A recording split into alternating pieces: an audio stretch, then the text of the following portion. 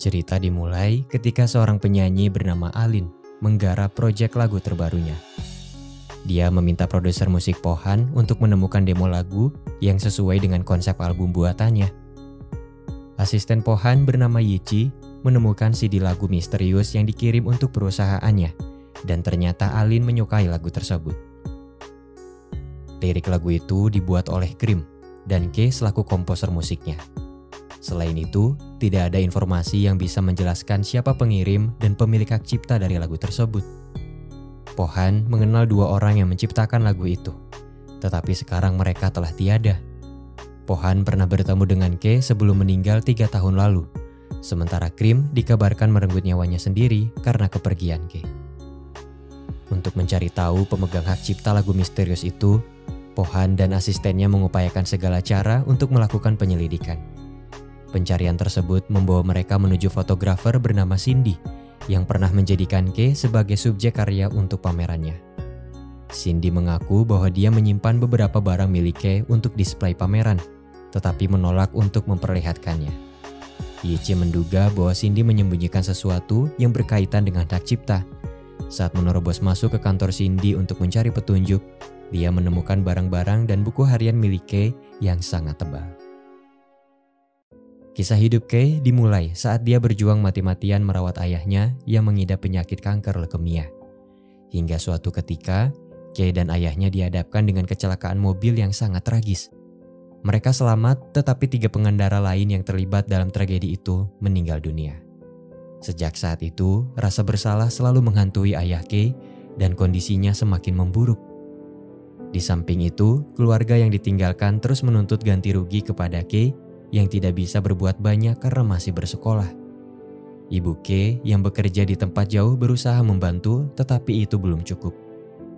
K selalu berpikir bahwa dunia mengabaikannya. Saat dia mulai mati rasa karena kemalangan itu, seorang gadis aneh tiba-tiba masuk ke dalam hidupnya dan mereka dipertemukan dengan cara yang tidak biasa. Hei, 你干嘛？是变态！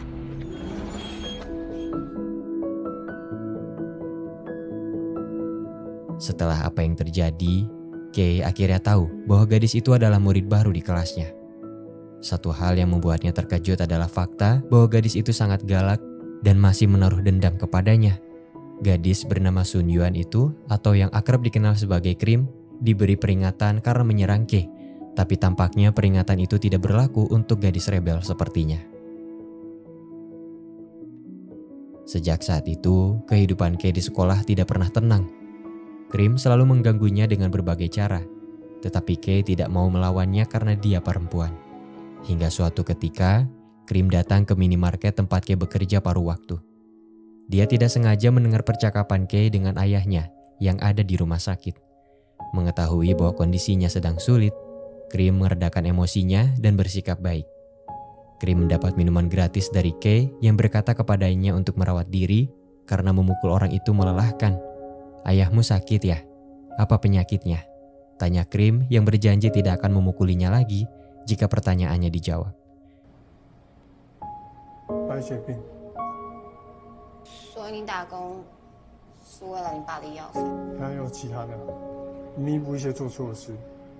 Jawaban K membuat Cream diam terpaku sebelum akhirnya pergi dan berkata bahwa dia akan menepati janjinya.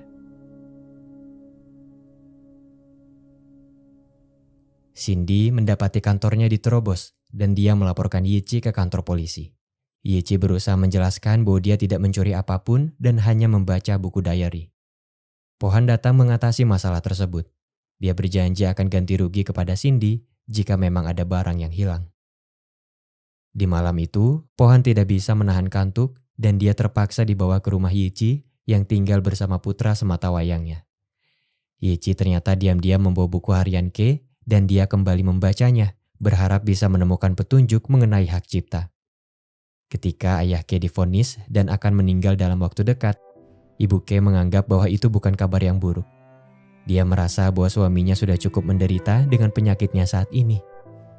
K yang mendengar itu sangat kecewa, menyadari bahwa selama ini ibunya diam-diam pergi bersama pria lain. Setelah pergi meninggalkan ibunya, Kay tidak sengaja bertemu dengan Krim yang sedang menyerang wanita simpanan ayahnya dan berakhir di kantor polisi. Bibi Krim datang untuk menyelesaikan masalah tersebut. Kay yang ada di sana terkejut karena ternyata Bibi itu adalah keluarga dari korban kecelakaan yang disebabkan oleh ayahnya. Di saat itulah dia juga akhirnya tahu bahwa 3 korban yang dimaksud adalah orang tua Krim dan adiknya.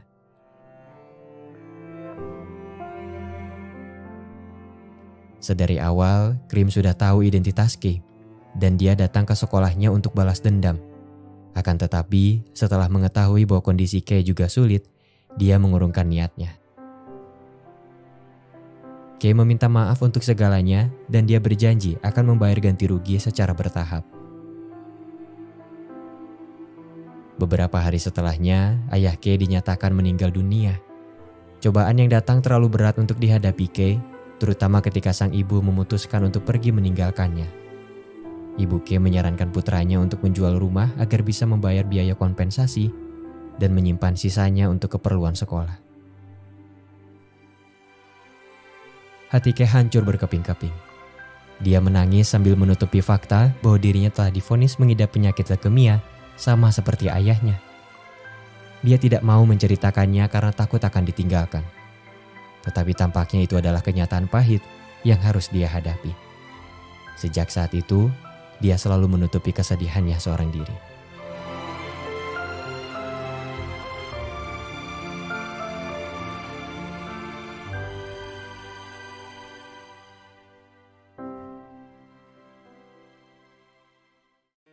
Kay mengajak teman-teman sekolahnya untuk berpesta di rumah sebelum dia menjualnya. Krim yang datang ke pesta itu mengungkapkan bahwa dia akan berulang tahun dan meminta Kay untuk mengabulkan permintaannya. Tidak lama setelah itu, Krim datang ke rumah Kay dan berkata bahwa dia akan tinggal bersamanya. Itu adalah permintaannya. Krim tahu bahwa rumah itu dijual untuk membayar ganti rugi atas kematian keluarganya. Alih-alih melakukan itu, dia lebih senang jika bisa menempatinya dan hidup bersama Kay. Krim merayakan ulang tahunnya dan membuat 3 permohonan.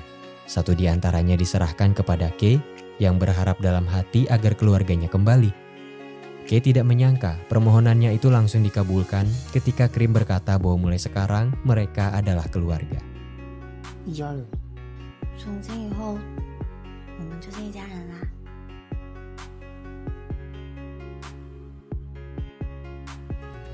Setelah itu, Kay mulai hidup bersama Krim. Mereka bersekolah bersama, belajar bersama, tertawa dan menangis bersama, sampai akhirnya mereka berdua lulus sekolah dan masuk ke universitas yang sama. Tentu, kebersamaan itu menimbulkan rasa suka di antara mereka berdua. Akan tetapi, mereka takut pada penolakan dan berusaha mencari tahu. Kay menyiapkan sepucuk surat dan kalung berbentuk es krim. Dia memutuskan untuk mengungkapkan perasaannya kepada Krim saat membawanya berlibur ke pantai. Dia sangat berharap bisa berada dalam momen indah itu untuk selama-lamanya. Sebelum menyatakan perasaannya, penyakit leukemia Kay kambuh, membuatnya pingsan dan terjatuh dari motor bersama Krim. Dokter rumah sakit menyarankan Kay untuk melakukan pemeriksaan lebih lanjut. Dan setelah apa yang terjadi, Krim memeluk Kay dengan erat sambil menangis. Dia takut akan terjadi sesuatu kepadanya yang pingsan begitu lama. Melihat Krim menangis seperti itu, Kay menyadari bahwa orang yang dia butuhkan bukan dirinya, tetapi orang yang bisa melindunginya dan yang tidak akan membuatnya menangis. Mengetahui kisah pahit yang dialami Kay, terutama saat dia ditinggal oleh ibunya, membuat Yichi sangat sedih. Rasa simpati itu bukan tanpa alasan. Yichi memiliki seorang putra pengidap penyakit jantung yang dia lahirkan saat masih muda, di mana ayah dari anak tersebut pergi dan tidak bertanggung jawab. Yichi tidak pernah bisa membayangkan bagaimana jika dia menyerah pada keadaan putranya, sementara dia adalah satu-satunya harapan.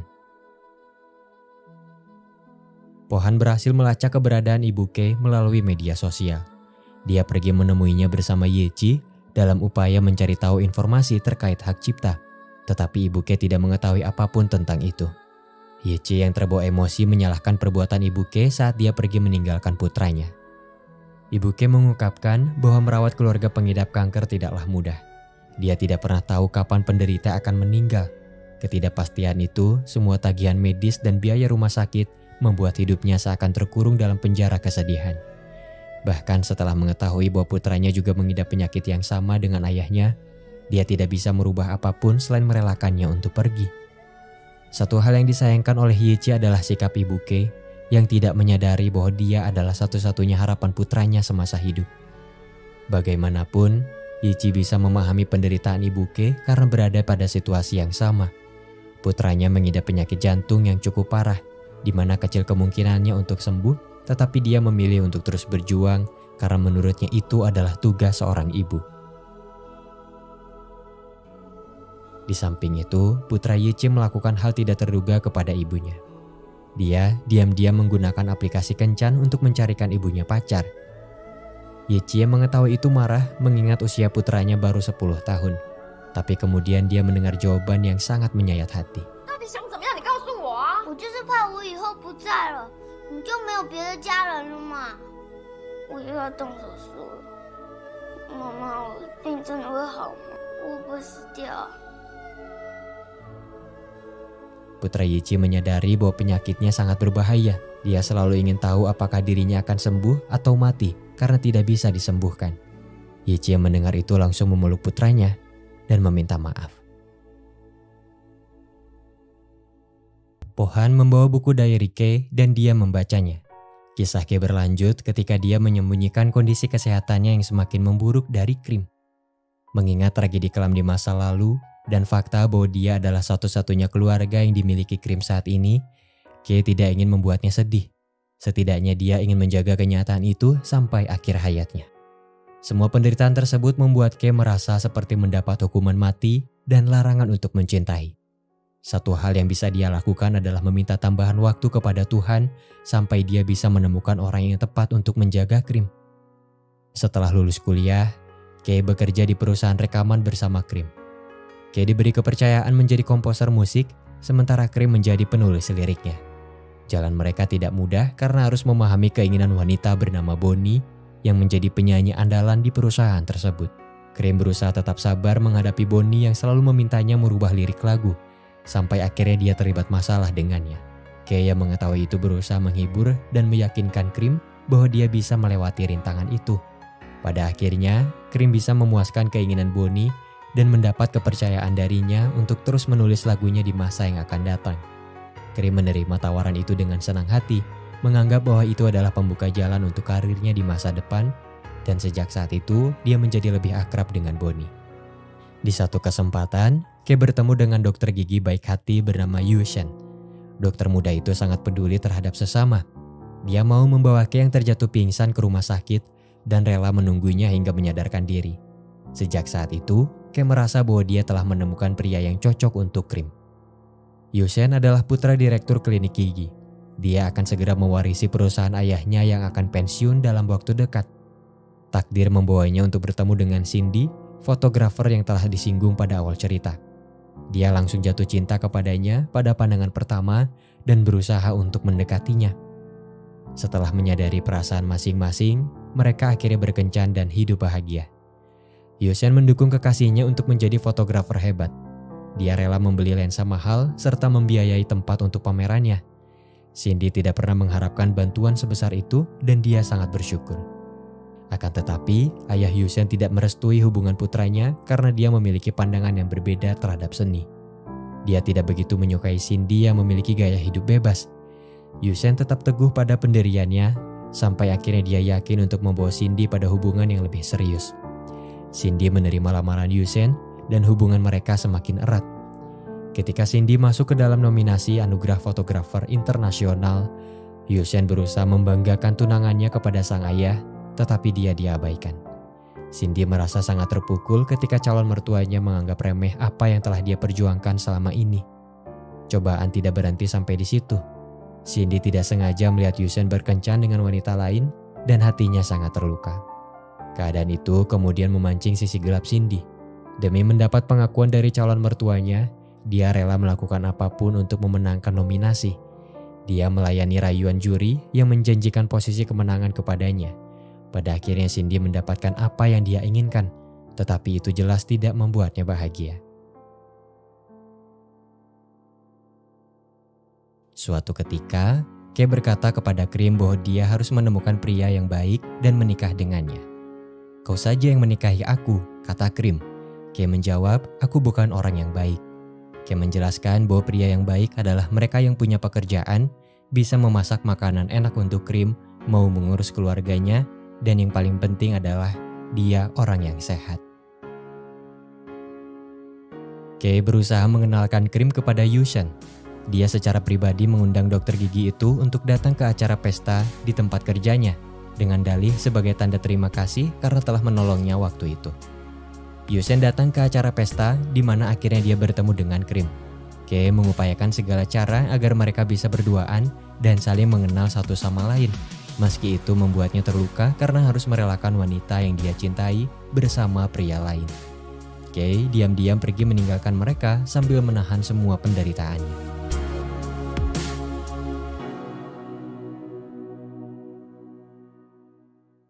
Pertemuan semalam berhasil membuka hati Krim. Dia mulai menunjukkan ketertarikan pada dokter muda itu dan berusaha untuk mengenalnya lebih dekat lagi.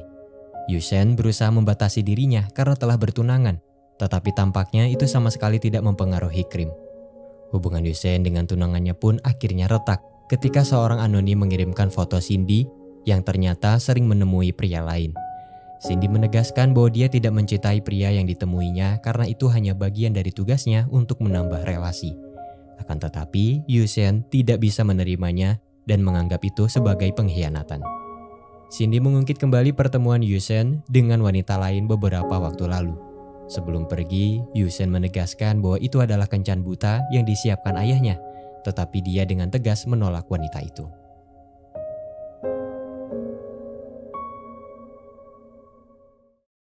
Cindy akhirnya tahu bahwa Kay adalah orang yang telah merusak pertunangannya dan dia sangat marah. Kay tidak punya pilihan selain mengungkapkan tujuannya kepada Cindy dan menjelaskan bahwa dia tidak memiliki banyak waktu untuk hidup. Setelah meminta maaf, Kay dengan putus asa menjelaskan bahwa gadis yang dia sukai mencintai Yushen. Kay benar-benar percaya bahwa dokter itu adalah pria yang tepat untuk Krim, dan karena itu dia berusaha merusak pertunangannya dengan Cindy. Cindy sedikit memahami perasaan Kay. Dia berjanji akan putus dengan Yushen, tetapi dengan satu syarat. Dia akan mengadakan pameran tentang kematian dan hasrat. Mengetahui bahwa Kay akan segera mati, dia ingin menjadikannya sebagai subjek karya fotografinya. Meski itu terdengar gila dan berlebihan, Kay tetap bersedia. Dari pertemuan inilah Cindy bisa mengenal sosok Kay hingga dia bisa menyimpan beberapa barang pribadinya, termasuk buku harian yang menceritakan perjalanan hidupnya. Krim perlahan semakin dekat dengan Yushen. Dan tampaknya kedua pribadi itu saling membuka hati, juga mulai menerima perasaan satu sama lain. Di samping itu, Kay terus mendesak Krim untuk segera menikah, membuatnya bertanya-tanya kenapa dia harus melakukan itu. Kay menjelaskan, saat Krim menua, ada seseorang yang akan menemaninya. Lantas dia bertanya apakah Kay akan meninggalkannya suatu saat nanti. Pertanyaan itu membuat Kay sangat terpukul, mengingat dia akan benar-benar pergi meninggalkannya. Setelah bertemu dengan ayah Yushen yang menerimanya dengan baik, Krim benar-benar memutuskan untuk segera menikah. Bahagia bercampur sedih dirasakan oleh Kay ketika dia mendapat kabar bahwa Yushen telah melamar Krim. Dengan antusias, Krim mencoba beberapa gaun pengantin, ditemani oleh Kay yang kemudian dipaksa untuk mengenakan pakaian mempelai pria. Mereka mengabadikan momen itu dan untuk sesaat Kay merasa bahagia. Tapi tidak lama kemudian, Kay pergi meninggalkan Krim, menyadari bahwa kebahagiaan itu pada akhirnya hanya akan menjadi harapan.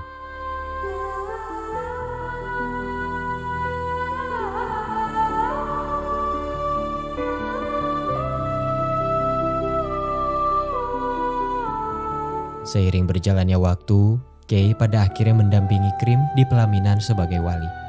Dia dengan berat hati melepaskan Krim kepada pria lain yang dicintainya.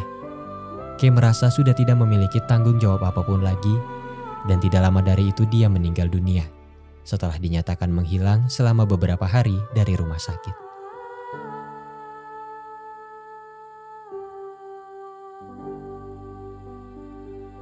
Setelah banyak membaca cerita kehidupan Kay, Pohan menyadari bahwa terdapat cinta yang begitu besar di balik lagu misterius yang dibuat olehnya.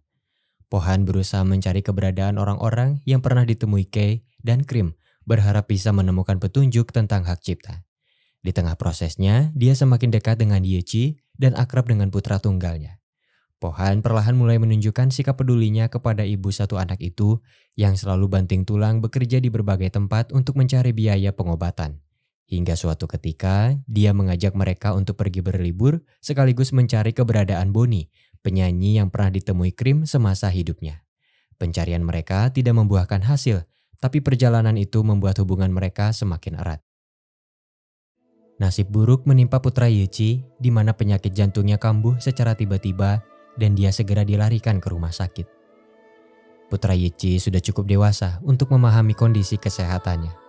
Dia secara pribadi meminta Pohan untuk menjaga ibunya jika dia telah tiada. Alih-alih mengkhawatirkan keselamatannya, dia lebih takut jika kepergiannya akan membuat sang ibu larut dalam kesedihan. Pernyataan itu membuat Pohan sedih, dan tanpa mereka ketahui, Yechi telah mendengar semuanya, membuat hatinya benar-benar hancur. Berbagai macam prosedur pengobatan telah dilakukan, tetapi tampaknya itu belum cukup untuk menyelamatkan putra Yechi, yang pada akhirnya dinyatakan meninggal dunia. Kepergian putranya membuat Yechi larut dalam kesedihan, dan dia merasa dunianya telah hancur.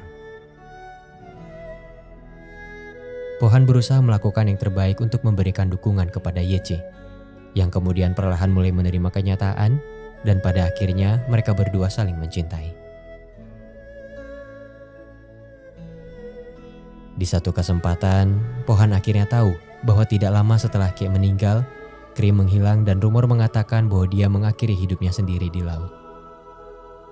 Namun, kabar itu dibantah oleh Bonnie yang pada akhirnya mau mengungkapkan fakta tersembunyi. Ternyata selama 3 tahun terakhir, Krim mengasingkan dirinya sambil berjuang untuk menyelesaikan lagu yang pernah dia buat bersama Kay semasa hidupnya. Dan lagu itulah alasan kenapa dia bisa bertahan sampai saat ini.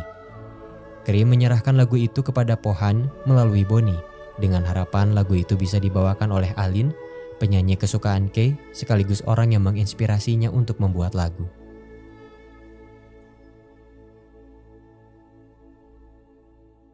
Bonnie bercerita bahwa sejak awal Krim hanya menyukai satu orang, dan itu adalah Kay. Krim menolak setiap orang yang menyatakan perasaannya hanya demi Kay. Setiap momen bersama Kay adalah saat paling membahagiakan bagi Krim. Dia percaya suatu hari nanti Kay akan menyatakan cinta kepadanya. Namun, dia tidak menduga bahwa Kay ternyata memiliki penyakit mematikan, dan saat dia mengetahui fakta mengejutkan itu, hatinya sangat hancur. Ternyata, Krim sudah menyadari kondisi kesehatan Kay sejak lama, tapi dia memutuskan untuk pura-pura tidak mengetahuinya. Krim tahu bahwa Kay menutupi semuanya demi dirinya, dan jika dia bercerita telah mengetahui penyakitnya, itu hanya akan membuat Kay merasa sangat bersalah dan semakin sedih. Krim tahu bahwa Kay sangat ingin membuatnya bahagia, dan karena itu dia berusaha mewujudkannya secepat mungkin. Krim pura-pura jatuh cinta kepada Yushen hanya untuk menunjukkan kepada Kay bahwa dia telah menemukan pujaan hati yang akan menjaganya di masa tua. Yushen pada akhirnya tahu bahwa Krim tidak benar-benar mencintainya, tetapi dia setuju untuk menikah dengannya demi mewujudkan harapan Kay yang ingin melihat pujaan hatinya bahagia. Krim sangat ingin menceritakan kebenarannya, tetapi melihat keteguhan hati Kay untuk menutupi penyakitnya membuatnya ragu, sehingga dia meneruskan perannya untuk tetap diam. Jika memang tidak ditakdirkan untuk bersama di kehidupan saat ini, Krim berharap bisa dipertemukan lagi dengan Kay di kehidupan selanjutnya. Itu adalah satu-satunya doa yang bisa dia panjatkan kepada Tuhan. Sampai akhirnya Kay meninggal dunia, Krim tidak sengaja menemukan kalung berbentuk es krim dan sepucuk surat yang pernah disiapkan Kay sesaat sebelum menyatakan cintanya.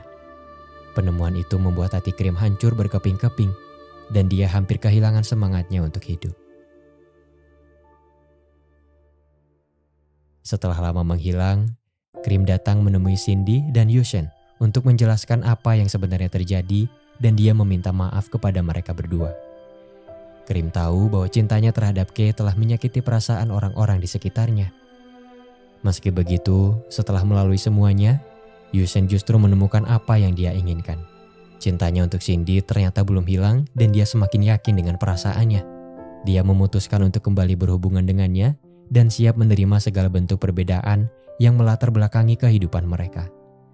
Melihat kesungguhan hati putranya, ayah Yushen pada akhirnya luluh dan dia menerima Cindy sebagai calon menantunya.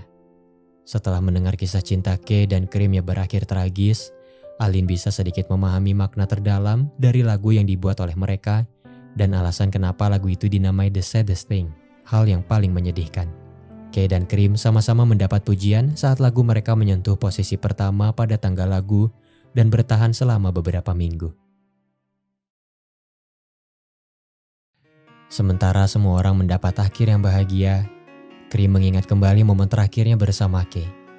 3 tahun lalu, tidak lama setelah Krim menikah, Kay yang dirawat di rumah sakit karena penyakitnya semakin parah pergi melarikan diri ke pantai. Dia jatuh pingsan sebelum akhirnya Krim menemukannya dan membawanya ke sebuah villa. Di sanalah mereka berdua membuat lagu yang pada akhirnya sangat menarik perhatian Alin dan membuat Pohan mencari tahu semua hal tentang lagu itu. Sementara Kay membuat musiknya, Krim mengusahakan yang terbaik untuk menulis liriknya. Di waktu yang singkat itu, Kay dan Krim berbagi momen romantis yang sebelumnya tidak pernah mereka lakukan. Kay merayakan ulang tahun Krim di rumah. Dan setelah menyiapkan kue ulang tahun, mereka saling mengungkapkan keinginan satu sama lain. Krim berharap dia akan melihat Kay lebih cepat di kehidupan selanjutnya. Dengan alasan dia telah menyukai suaminya di kehidupan saat ini. Tapi itu jelas sebuah kebohongan. Kay merahasiakan keinginannya dan mengatakan padanya bahwa mereka pasti akan bertemu lagi. Krim menunjukkan foto mereka berdua saat mencoba gaun pengantin. Tetapi Kay ingin berfoto lagi. Krim tidak bisa menahan air matanya saat mereka berfoto bersama, dan itu adalah kenangan terakhir Kay sebelum menghembuskan nafas terakhirnya.